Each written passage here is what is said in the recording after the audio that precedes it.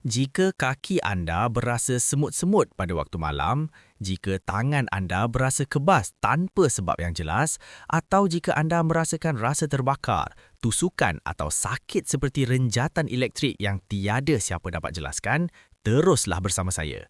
Apa yang bakal saya kongsikan mungkin menjelaskan mengapa saraf anda sedang menderita dan yang lebih penting, bagaimana untuk menghentikan kerosakan tersebut sebelum ia menjadi kekal. Ini bukan tentang menguruskan rasa sakit. Ini adalah tentang melindungi saraf anda selagi anda masih boleh. Biar saya berikan satu janji yang jelas sekarang. Anda akan faham apakah racun paling teruk yang sedang menyerang saraf warga emas hari ini. Racun yang kebanyakan orang terdedah kepadanya setiap hari tanpa disedari.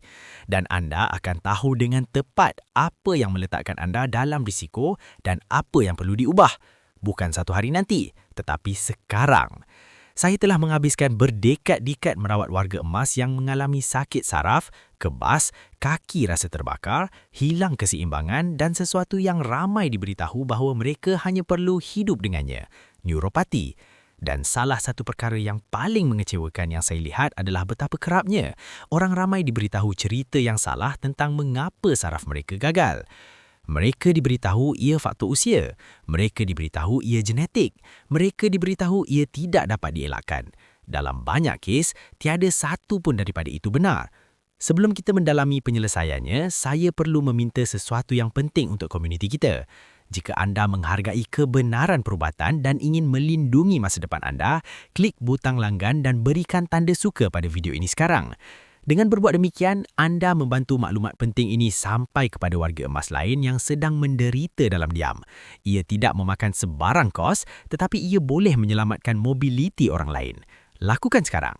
Sekarang, saya ingin bertanya satu soalan yang jelas, dan ini adalah panggilan untuk anda bertindak. Pernahkah anda mengalami rasa semut-semut, kebas atau rasa terbakar di tangan anda? Dan adakah anda sedar bahawa gula dalam darah mungkin sedang merosakkan saraf anda walaupun anda tidak menghidap diabetes? Tulis jawapan anda di ruangan komen kerana kesedaran adalah barisan pertahanan pertama dan sebaik sahaja kerosakan saraf melepasi garisan tertentu, kita tidak mempunyai peluang kedua. Izinkan saya cerita tentang seorang pesakit. Mari kita panggil dia Frank. Frank berumur 68 tahun, baru berseratai dan masih aktif. Tetapi kakinya rasa terbakar pada waktu malam. Jari-jarinya berasa kebas pada waktu siang. Kadang-kadang dia merasakan sakit tajam seperti elektrik yang menyambat kakinya tanpa amaran. Dia diberitahu bahawa ia mungkin faktor penuaan, mungkin peredaran darah, mungkin hanya salah satu perkara biasa. Tetapi apabila kami mengkaji lebih dalam, kami menemui sesuatu yang lain. Pendedahan harian, sesuatu yang dia fikir tidak berbahaya, perlahan-lahan meracuni sarafnya. Apabila kami menyingkirkannya, kerosakan itu tidak puih semalaman, tetapi ia berhenti menjadi lebih teruk. Dan itu mengubah segala-galanya untuknya. Ini adalah persoalan yang saya mahu anda ingat. Apakah racun itu dan berapa ramai warga emas yang memberinya makan tanpa disedari setiap hari? Untuk menjawabnya, anda perlu memahami sesuatu yang asas tentang saraf. Saraf adalah tisu hidup. Ia bukan wire. Ia adalah struktur halus yang bergantung pada oksigen, nutrien dan kimia dalaman yang stabil. Tidak seperti kulit atau otot, saraf pulih dengan sangat lambat. Ini bermakna kerosakan terkumpul secara senyap dalam masa. Lama sebelum anda berasa sakit, semut-semut atau kebas, saraf anda mungkin sudah diserang. Sekarang, di sinilah keadaan mula menjadi tidak selesa. Racun paling teruk yang memakan saraf warga emas bukanlah sesuatu yang dramatik seperti bahan kimia industri atau toksin yang jarang ditemui. Ia juga bukan alkohol semata-mata. Racun yang paling teruk adalah sesuatu yang jauh lebih biasa. Sesuatu yang ramai warga emas digalakkan untuk mengambilnya secara kerap. Racun paling teruk yang memusnahkan saraf anda adalah ketoksikan gula dalam darah yang kronik. Dan ini sangat penting untuk difahami. Anda tidak perlu menghidap diabetes untuk gula dalam darah memusnahkan saraf anda. Anda hanya perlu mengalami lonjakan berulang kali. Dan berjuta-juta warga emas mengalami lonjakan tersebut setiap hari tanpa menyedarinya. Saya mahu kita berhenti sebentar dan merenung. Tulis di komen. Pernahkah anda perasan simptom anda menjadi lebih teruk selepas makan makanan tertentu? Saya mahu membaca pengalaman anda kerana selalunya badan memberi amaran tetapi kita mengabaikannya. Kongsikan kisah anda di bawah. Apabila gula dalam darah naik terlalu tinggi, molekul gula melekat pada gentian saraf dan saluran darah kecil yang memberinya makan. Ini mewujudkan keradangan, tekanan oksidatif dan kerusakan pada lapisan pelindung di sekeliling saraf. Lama-kelamaan, saraf kehilangan keupayaan untuk menghantar isyarat yang bersih. Ketika itulah bermulanya rasa semut-semut, kemudian kebas, kemudian rasa terbakar, kemudian sakit, kemudian hilang keseimbangan. Salah satu mitos terbesar dalam kesihatan warga emas ialah neuropati muncul secara tiba-tiba. Tidak, ia berkembang secara senyap, selalunya selama bertahun-tahun sementara racun itu terus bekerja di latar belakang. Biar saya tanya anda sesuatu yang penting. Pernahkah anda diberitahu bahawa anda berada di sempadan diabetes atau pradiabetes atau diberitahu bahawa gula dalam darah anda agak tinggi tetapi tidak terlalu teruk? Di situlah selalunya kerosakan saraf bermula. Malah, kajian kini menunjukkan bahawa pradiabetes menyebabkan kerosakan saraf hampir sama kerapnya dengan diabetes penuh. Bezanya ialah kebanyakan orang dengan pradiabetes tidak tahu mereka memilikinya. Sekarang, saya ingin berhenti sebentar di sini kerana di sinilah ramai orang berkata, tetapi doktor, saya makan secara sihat dan saya percaya. Kebanyakan pesakit saya percaya begitu juga. Itulah masalahnya. Racun itu tidak jelas. Ia bersembunyi di dalam makanan dan tabiat yang kedengaran sihat di permukaan. Jika anda komited dengan kesihatan anda dan ingin menjadi bahagian daripada kumpulan orang yang tidak menerima kemerosotan sebagai sesuatu yang normal, pastikan anda sudah melanggan. Di sini, kita bukan sahaja bercakap tentang simptom, kita bercakap tentang penyelesaian sebenar untuk orang bijak seperti anda. Izinkan saya membimbing anda tentang bagaimana racun ini bertindak, langkah demi langkah. Anda makan sesuatu yang melonjakkan gula dalam darah. Badan anda membebaskan insulin untuk menolak gula itu ke dalam sel. Lama-kelamaan, sel menjadi rintang. Gula kekal dalam aliran darah lebih lama. Saraf, terutamanya saraf panjang di kaki dan tangan anda, terdedah kepada tahap gula toksik berulang kali.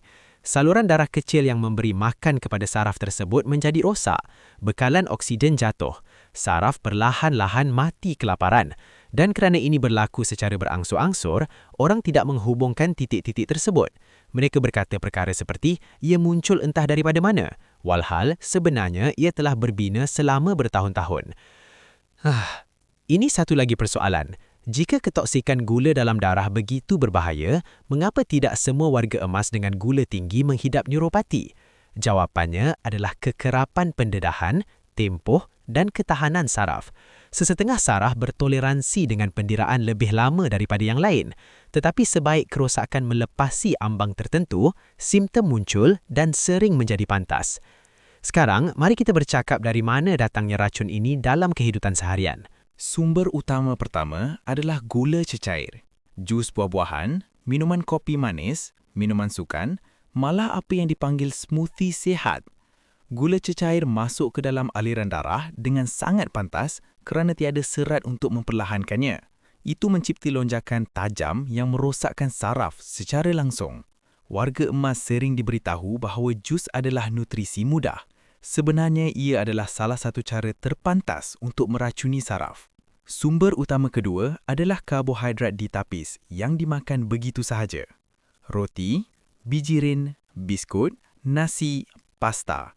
Terutamanya apabila dimakan tanpa protein atau lemak. Ini terurai menjadi gula dengan cepat. Warga emas sering dinasihatkan untuk makan makanan mudah dihadam, tetapi pencernaan mudah sering bermaksud pelepasan gula yang cepat. Gula itu tiada tempat ke mana kecuali ke aliran darah dan tisu saraf. Sumber ketiga adalah mengunyah berterusan. Apabila insulin kekal tinggi sepanjang hari, saraf tidak pernah mendapat rehat. Tiada tingkat pemulihan. Itulah sebabnya makan setiap masa amat berbahaya untuk kesihatan saraf. Saraf memerlukan keadaan stabil untuk terus hidup. Pendedahan berterusan kepada gula mengekalkannya dalam keadaan radang. Sekarang, ini adalah bahagian yang kebanyakan orang tidak pernah dengar. Sesetengah ubat boleh memburukkan kerosakan saraf secara senyap dengan mengganggu penyerapan nutrien, terutamanya vitamin B.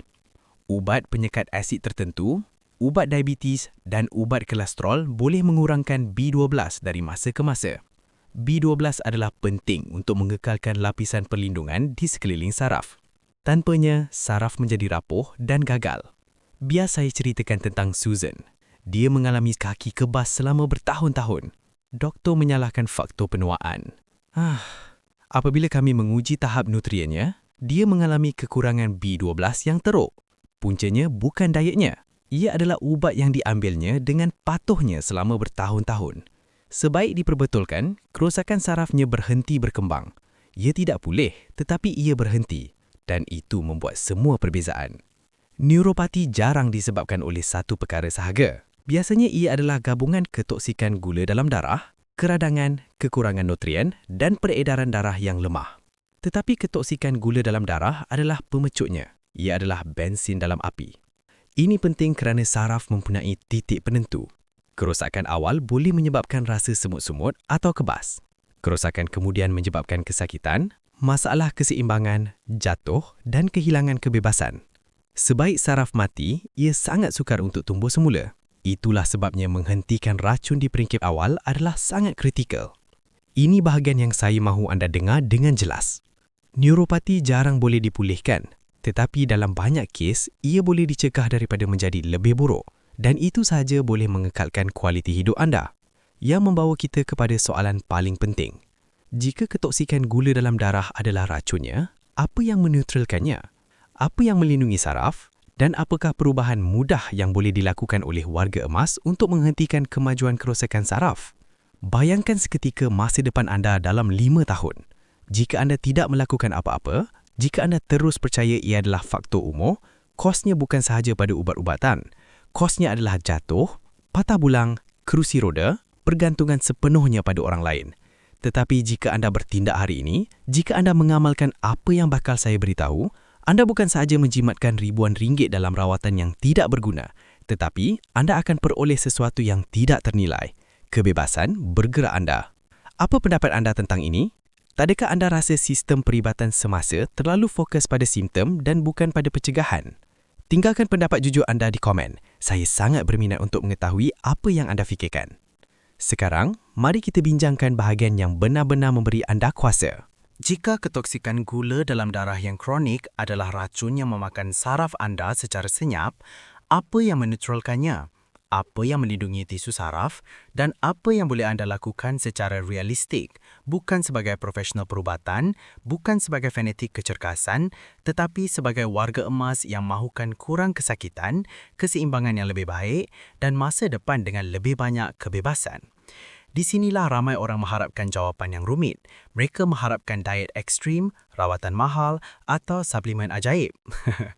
Kebenarannya jauh lebih mudah dan itulah sebabnya ia sering diabaikan. Langkah pertama dan paling penting untuk melindungi saraf anda adalah menstabilkan gula dalam darah, bukan menurunkannya secara agresif, bukan mengejar nombor yang sempurna, tetapi mengekalkannya stabil. Saraf tidak memerlukan kesempurnaan, mereka memerlukan ketekalan. Setiap lonjakan tajam dalam gula darah adalah seperti lecuran kimia kecil pada tisu saraf. Kurang lonjakan bermakna kurang kerosakan. Itu sahaja boleh memperlahankan atau malah menghentikan perkembangan. Ini adalah peraturan paling penting yang saya ajarkan kepada warga emas dengan neuropati dan ia adalah satu yang kebanyakan orang tidak pernah dengar. Jangan sesekali makan karbohidrat bersendirian, tidak buah, tidak roti, tidak biskut, tidak bijirin. Karbohidrat yang dimakan begitu sahaja menghentam aliran darah terlalu cepat. Gula naik mendadak, insulin meningkat dan pemulihan saraf terpadam. Tetapi apabila karbohidrat dimakan dengan protein atau lemak sihat, penyerapan menjadi perlahan secara dramatik. Makanan yang sama yang merosakkan saraf apabila dimakan bersendirian menjadi jauh lebih selamat apabila dimakan dengan betul. Peraturan ini sahaja menjelaskan mengapa sesetengah warga emas mengalami neuropati teruk, manakala yang lain tidak, walaupun dengan diet yang serupa. Ia bukan sentiasa tentang apa yang anda makan, ia adalah bagaimana anda memakannya. Biar saya beri contoh sebenar. Seorang lelaki, James, 74 tahun, datang berjumpa saya kerana kakinya terasa lemah dan tidak stabil pada awal petang. Dia mengalami kaki panas pada waktu malam dan jari kaki kebas pada waktu siang. Dia percaya dia makan secara bersih. Setiap pagi, dia minum smoothie buah dengan pisang, mangga, jus dan yogurt. Apa yang dia tidak sedar ialah gula cecair itu menghentam aliran darahnya sebelum otot dan sarafnya mempunyai sebarang perlindungan.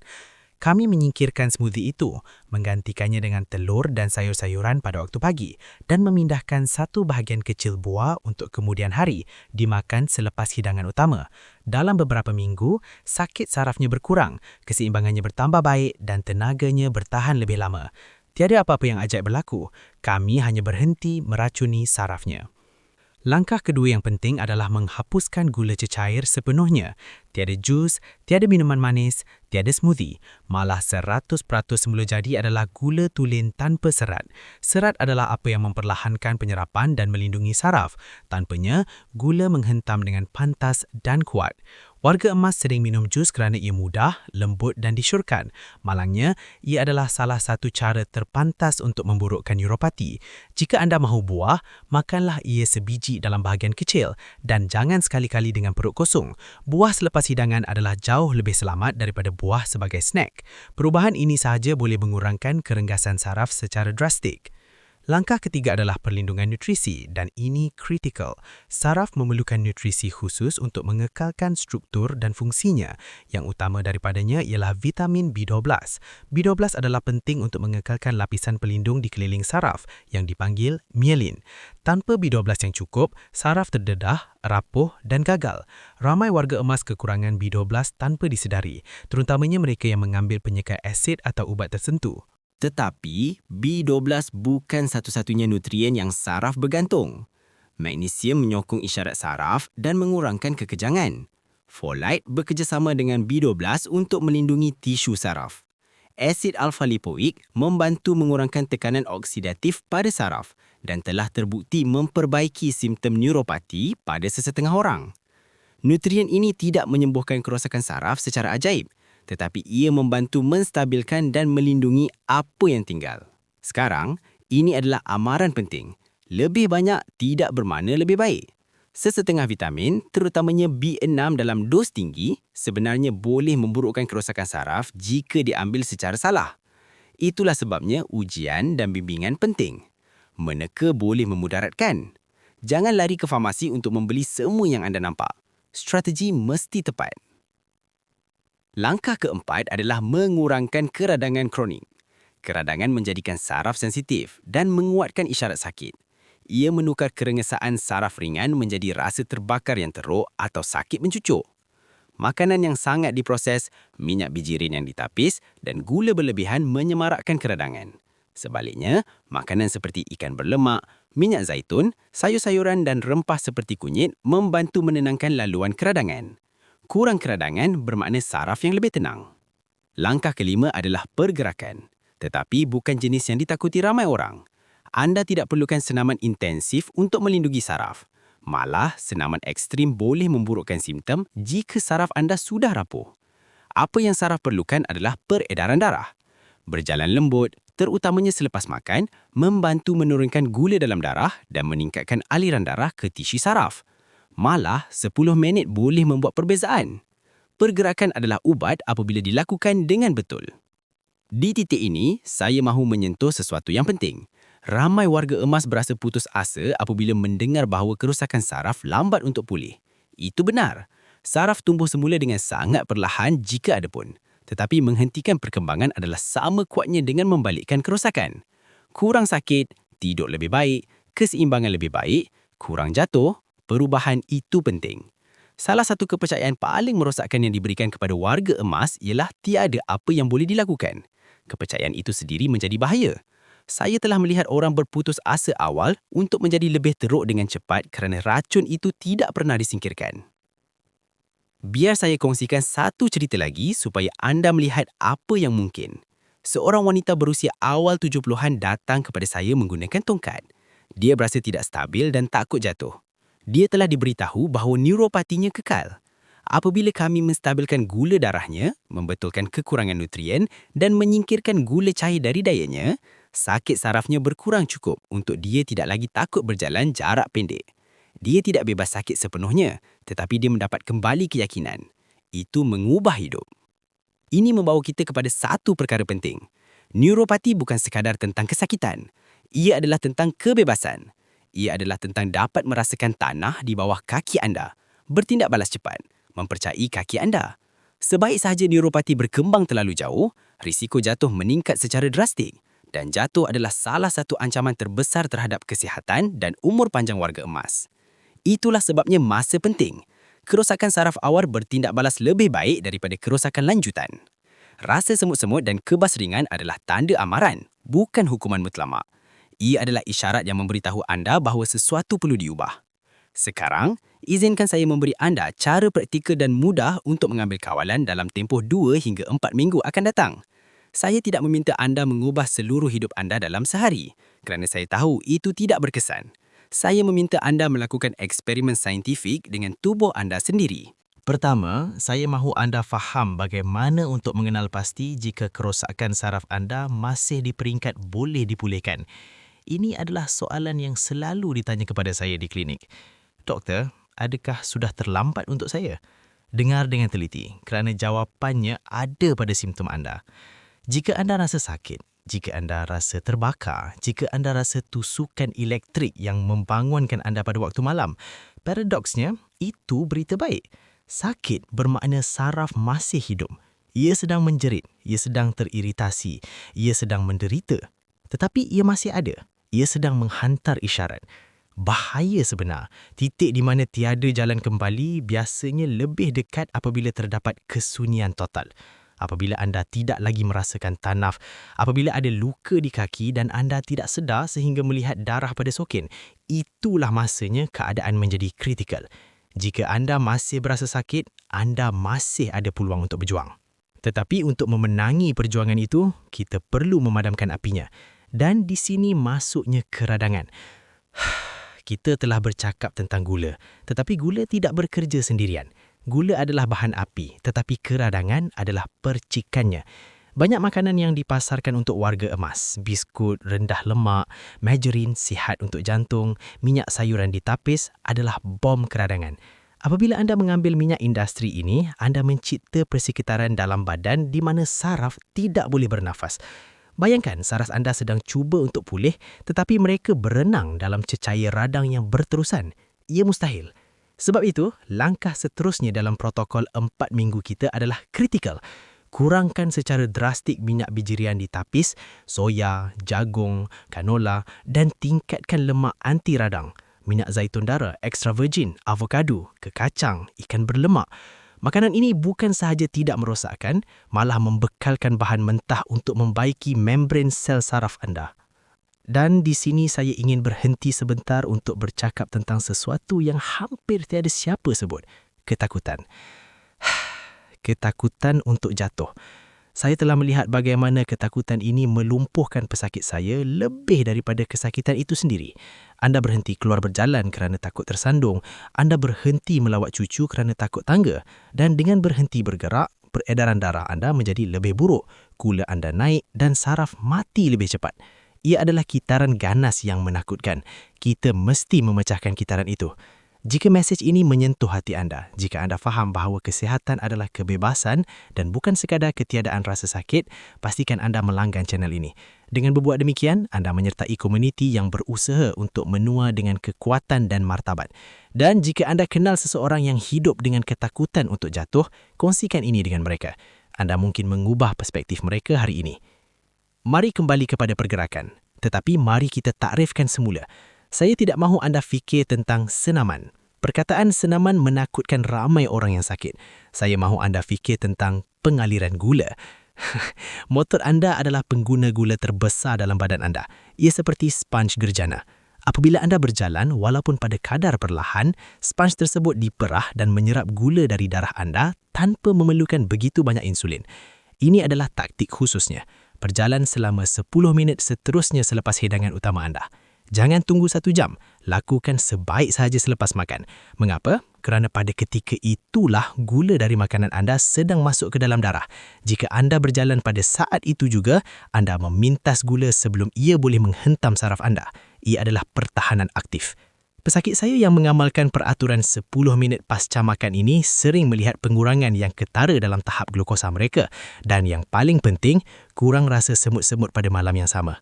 Sekarang, mari bercakap tentang ubat-ubatan sekali lagi kerana saya perlukan anda menjadi sangat proaktif di sini. Saya sebutkan vitamin B12 tadi, tetapi saya perlu anda faham besarnya perkara ini. Metformin, ubat paling biasa untuk diabetes, terkenal dengan mengurangkan tahap B12. Penyekat pam proton seperti omeprazol untuk pedih ulu hati menyekat penyerapan B12.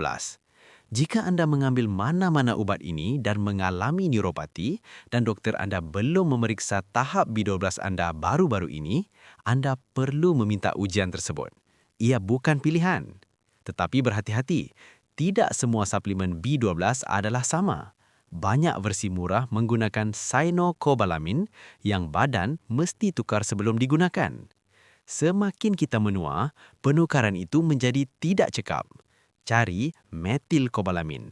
Ia adalah bentuk aktif, sedia untuk digunakan oleh saraf anda. Perincian kecil seperti ini membezakan antara rawatan yang berkesan dan rawatan yang hanya plasebo yang mahal. Adakah anda mengambil sebarang ubat untuk pedih ulu hati atau diabetes? Pernahkah anda diberi amaran tentang kekurangan nutrien? Beritahu saya di komen. Adalah penting kita bercakap tentang kesan sampingan ini yang sering disapu ke bawah karpet. Mari teruskan dengan pelan tindakan. Sepanjang minggu-minggu akan datang, saya mahu anda perhatikan badan anda seperti seorang detektif. Neuropati mempunyai pencetus. Bagi sesetengah orang, ia gluten. Bagi yang lain, ia produk tenusu. Tetapi bagi sebahagian besar, ia adalah gabungan gula dan gaya hidup tidak aktif. Ini cabarannya. Sifar gula cecair. Hapuskan sama sekali semua jus, minuman ringan dan kopi manis. Minum air, teh atau kopi hitam. Peraturan peneman. Setiap kali anda makan karbohidrat, roti, buah, nasi, ia mesti mempunyai peneman protein atau lemak. Keju, telur, daging, kacang-kacang. Jangan biarkan karbohidrat masuk bersendirian ke dalam sistem anda. Jalan kaki 10 minit. Selepas makan tengah hari dan makan malam, bergeraklah, walaupun hanya di dalam rumah. Suplementasi bijak. Bercakap dengan doktor anda tentang B12, terutamanya jika anda mengambil ubat yang saya sebutkan tadi, magnesium dan asid alfa-lipoik. Perhatikan apa yang berlaku. Perhatikan simptom malam anda. Ramai warga emas perasan kurang rasa terbakar pada waktu malam, tidur lebih baik dan keseimbangan lebih stabil. Malah peningkatan kecil adalah penting kerana ia memberitahu anda bahawa kerosakan itu bukan sesuatu yang permanen. Ia memberitahu anda bahawa saraf anda masih mempunyai kapasiti untuk bertindak balas. Saya mahu menjadi sangat jelas tentang sesuatu. Sesiapa yang menjanjikan anda penawar ajaib untuk neuropati dalam 3 hari adalah tidak jujur. Lari dari janji-janji sebegitu. Tetapi sesiapa yang memberitahu anda bahawa tiada apa yang boleh dilakukan dan anda hanya perlu pasrah kehilangan deria rasa kaki anda, juga salah. Terdapat ruang yang luas di tengah-tengah dan di situlah kemajuan sebenar wujud. Neuropati selalunya hasil daripada kerusakan senyap bertahun-tahun. Masuk akal bahawa pemulihan mengambil masa, tetapi menghentikan racun sentiasa menjadi langkah pertama. Bayangkan ini, anda di dapur. Anda jatuhkan gelas kaca. Ia pecah. Jika anda mempunyai neuropati lanjutan, anda mungkin terpijak serpihan kaca dan tidak merasakannya. Luka itu dijangkiti kuman, jangkitan sampai ke tulang. Dan begitulah kisah seram yang berakhir dengan amputasi. Semuanya kerana sistem pengaram badan, rasa sakit, telah dimatikan. Apa yang kita lakukan di sini dengan menstabilkan gula dan memberi nutrisi kepada saraf adalah cuba mengaktifkan kembali pengaram itu atau sekurang-kurangnya mengelakkannya daripada padam semuanya. Kita sedang berjuang untuk keupayaan anda merasakan tanah, merasakan pedal brake dalam kereta anda, merasakan tekstur kapet. Kita sedang berjuang untuk otonomi anda. Kebanyakan orang berfikir kesihatan hilang serta-merta dalam serangan jantung atau kemalangan. Tetapi dalam kes saraf, kesihatan hilang dalam bisikan. Ia hilang dalam biskut tambahan yang anda makan bersendirian. Ia hilang dalam jus oren harian yang anda fikir sehat. Ia hilang di kerusi di mana anda menghabiskan 4 jam berturut-turut tanpa bergerak. Tetapi berita baiknya ialah ia juga pulih dalam bisikan. Ia pulih dalam jalan kaki 10 minit itu. Ia pulih dalam sarapan telur dan bukan bijirin. Ia pulih dalam keputusan sedar untuk berkata tidak kepada racun manis. Sekarang, terdapat satu aspek terakhir teka-teki ini yang sering diabaikan dan ia berkaitan dengan waktu malam, masa di mana kebanyakan pesakit saya paling menderita. Doktor, kaki saya rasa macam terbakar sebaik sahaja saya masuk tidur. Mengapa ini berlaku? Pada waktu siang, anda terganggu, anda bergerak, ada rangsangan. Tetapi pada waktu malam, apabila semuanya tenang, otak anda tiada apa-apa lagi untuk difokuskan selain isyarat salah yang dihantar oleh saraf anda yang rosak. Tambahan pula, suhu badan turun dan peredaran darah berubah. Untuk malam-malam yang sukar ini, selain menstabilkan gula anda pada siang hari, ada strategi tempatan. Sesetengah pesakit mendapati kelegaan dengan krim capsaicin yang diperbuat daripada cili yang menghabiskan penghantar sakit saraf buat sementara. Yang lain mendapati kelegaan dengan rendaman air sejuk, bukan air batu, sebelum tidur untuk menenangkan keradangan. Tetapi ingat, ini adalah penyelesaian tampalan. Ia berguna untuk membolehkan tidur dan tidur adalah vital untuk penyembuhan. Tetapi ia tidak membaiki akar masalah. Akar masalah tetap ketoksikan kimia dalam darah anda. Jangan keliru antara kelegaan simptom dengan penyelesaian penyakit. Mari bercakap tentang kesabaran. Saraf adalah tisu yang paling lambat sembuh dalam tubuh manusia. Jika kulit anda luka, ia sembuh dalam seminggu. Jika tulang patah, ia sembuh dalam 6 minggu. Saraf boleh mengambil masa berbulan-bulan untuk menunjukkan perubahan ketara. Ini melemahkan semangat ramai orang. Mereka memulakan protokol, melakukannya selama 2 minggu, tidak merasakan perubahan besar dan berkata, ini tidak berkesan. Dan mereka kembali ke tabiat lama mereka. Itu adalah kesilapan fatal. Anda perlu memberi saraf anda masa yang mereka perlukan. Fikirkan ini seperti menanam pokok. Anda tidak tanam benih dan kembali keesokan hari mengharapkan melihat pokok oak gergasi. Anda menyiramnya, melindunginya dan menunggu. Anda sedang menanam benih mobiliti masa depan anda. Adakah anda sanggup mempunyai kesabaran yang diperlukan untuk menyelamatkan kaki anda? Atau anda mencari penyelesaian pantas yang tidak wujud? Minda adalah 50% daripada rawatan ini. Satu lagi perkara penting ialah hidrasi. Saraf memerlukan persekitaran bendalir untuk menghantar isyarat. Dehidrasi kronik yang sangat biasa dalam kalangan warga emas kerana rasa dahaga berkurang dengan usia, menjadikan darah lebih pekat dan sukar dipam melalui saluran darah halus yang memberi makan saraf kaki. Jika air kencing anda gelap, saraf anda sedang menderita. Minum air bukan hanya untuk buah pinggang. Ia adalah untuk mengekalkan konduksi elektrik sistem saraf anda. Ia adalah salah satu perkara termurah dan paling berkesan yang anda boleh lakukan. Dan akhirnya, saya mahu menyentuh tentang stres. Stres kronik membebaskan kortisol. Kortisol menaikkan gula darah walaupun anda tidak makan apa-apa. Saya pernah ada pesakit yang mengikuti diet dengan sempurna, tetapi hidup dalam keadaan keresahan berterusan dan tahap gula mereka tidak turun dan saraf mereka tidak sembuh. Stres adalah secara harfiahnya toksik untuk neuropati anda. Mencari cara untuk menenangkan minda anda, sama ada berdoa, bermeditasi, membaca atau sekadar bernafas dalam-dalam, bukan satu kemewahan New Age. Ia adalah keperluan fisiologi untuk menurunkan keradangan dan membolehkan badan anda masuk ke mood pemaikan. Jadi, merumuskan fasa pelan ini, kita bukan sahaja mengubah apa yang anda makan. Kita mengubah bila anda memakannya. Bagaimana anda bergerak, nutrien apa yang anda tambah dan bagaimana anda menguruskan minda anda. Ia adalah pendekatan menyeluruh. Ia satu-satunya cara yang saya lihat berkesan untuk jangka masa panjang. Dalam bahagian seterusnya, saya akan mendalami sesuatu yang ramai abaikan. Bagaimana membina jaringan keselamatan untuk masa depan anda dan apa yang perlu dilakukan jika anda rasa anda sudah melepasi garisan kerosakan kekal. Kerana walaupun ketika itu, ada harapan dan ada strategi untuk mengekalkan kualiti hidup anda. Tetapi buat masa ini, saya mahu anda komited dengan perubahan serta-merta. Saya mahu anda komited untuk berhenti memberi makan kepada racun itu. Mungkin anda sedang duduk di sana berfikir, Doktor, kaki saya sudah kebas sepenuhnya. Saya hampir tidak rasa apa-apa. Apa gunanya ini sekarang? Adakah sudah terlambat untuk saya? Saya mahu menatap mata anda dan memberitahu ini dengan sejujurnya. Selagi anda bernafas, tidak pernah terlambat untuk menghentikan serangan itu. Jika kerosakan sudah mendalam, jika saraf sudah mati, mungkin deria rasa itu tidak akan kembali sepenuhnya. Saya tidak akan menipu anda. Tetapi di sini ada perbezaan kritikal. Terdapat jarak yang besar antara mempunyai jari kaki yang kebas dengan kehilangan kaki akibat ulcer yang anda tidak rasa. Terdapat jurang perbezaan antara berjalan dengan berhati-hati dan terkurung di kerusi roda kerana neuropati naik sehingga ke lutut dan memusnahkan keseimbangan anda. Apa yang anda lakukan hari ini bukan sahaja untuk mendapatkan semula apa yang hilang, ia adalah untuk menyelamatkan apa yang tinggal.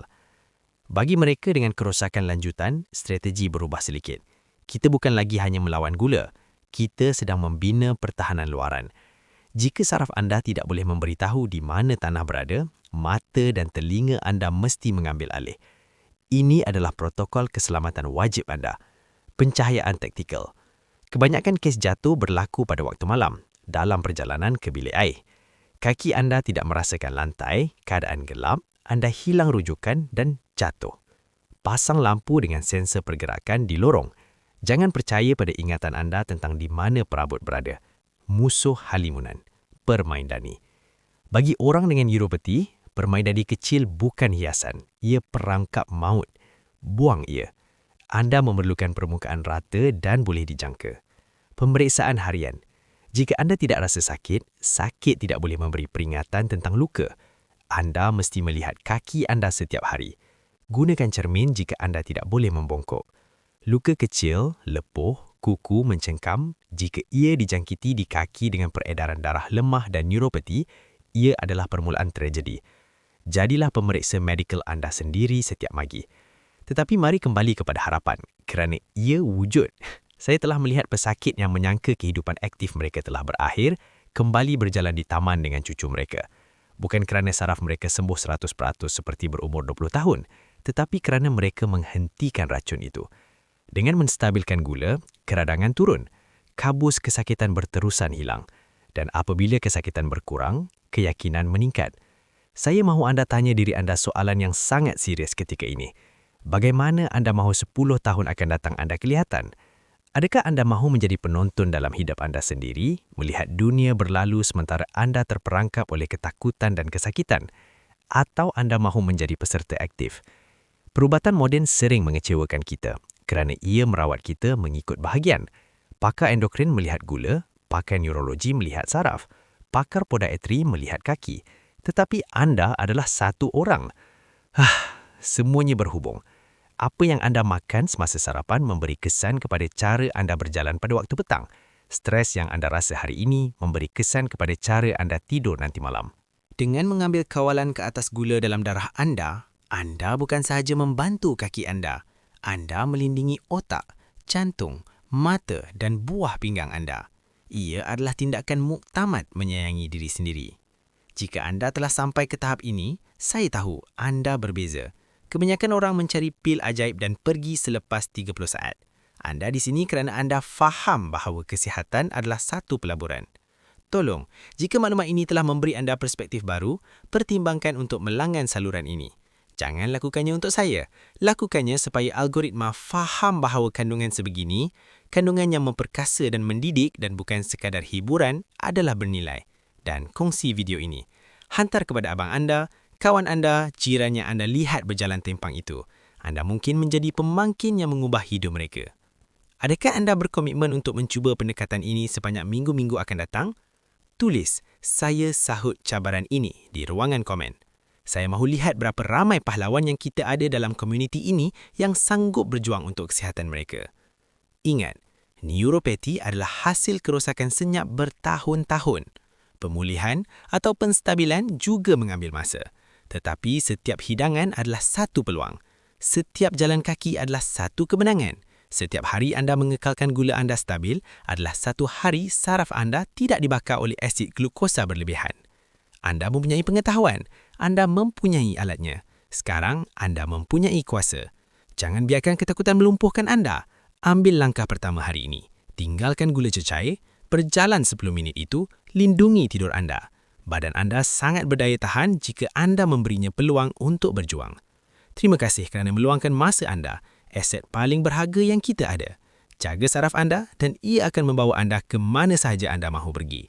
Jumpa lagi dalam video seterusnya dengan lebih banyak kebenaran yang perlu anda dengar. Sehingga itu, kekal kuat dan kekal stabil.